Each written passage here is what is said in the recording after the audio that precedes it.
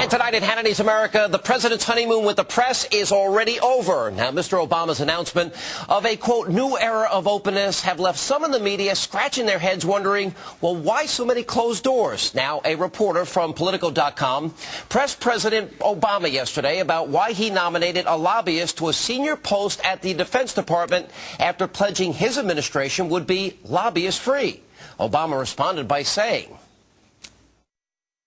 we won't be having a press conference, at which time you can feel free to answer questions. Right now, I just wanted to say hello and introduce myself to you guys. That's all I was trying to do.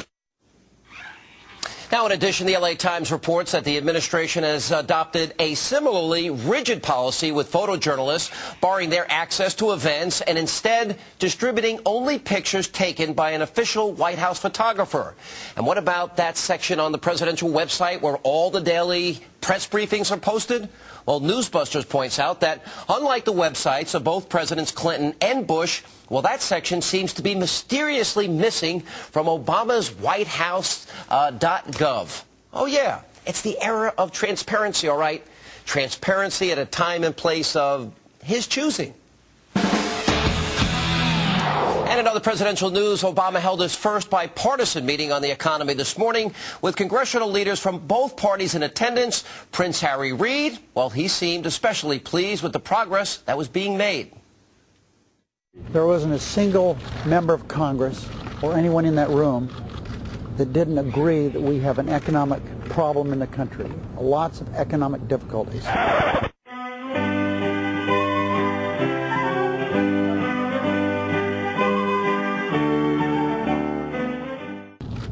But at the conclusion of the meeting, there wasn't a single person who felt we couldn't work our way out of the problems we had.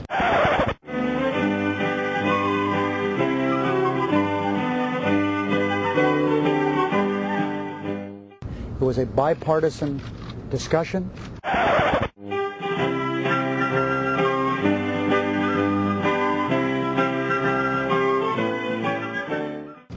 And truly, the President was leading us to be united, not divided.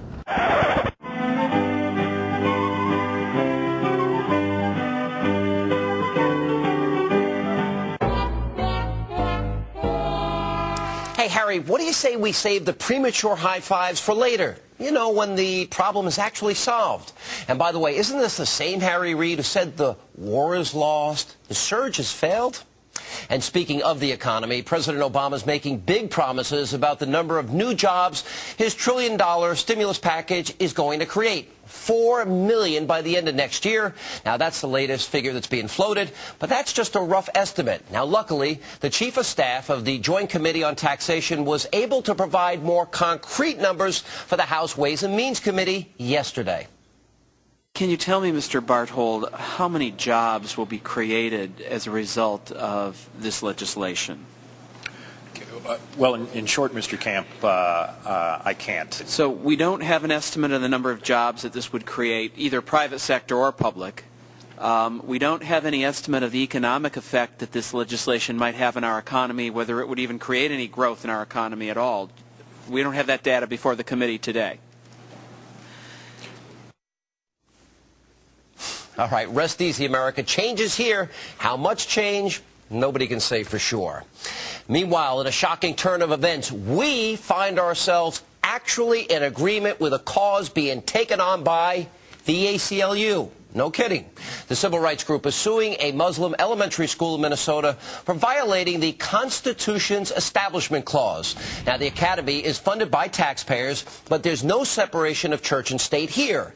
Now, the school shares a building with a mosque, and they break for midday prayers. The principal is also the president of the Muslim American Society, which is an organization devoted to, quote, attaining the pleasure of Allah, and until recently instructed followers on its website to, quote, make the intention to go on jihad with the ambition to die as a martyr. Now, the school staff handbook forbids staff from discussing the school's public operations, and I wonder why.